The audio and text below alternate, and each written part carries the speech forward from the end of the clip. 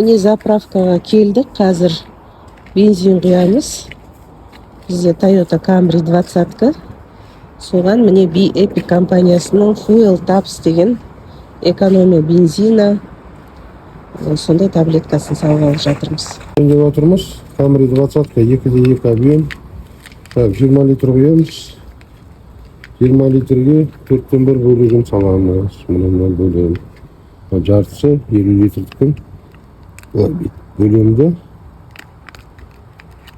Мұны жартысын саламыз баққа. Әсері керемет. Мұны тәсен екінші баланқаны пистолеті.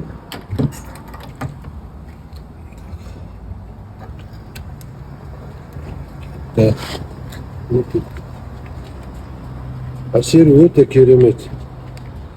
Машинеміз расходы азайды, тартуы жақсы болды.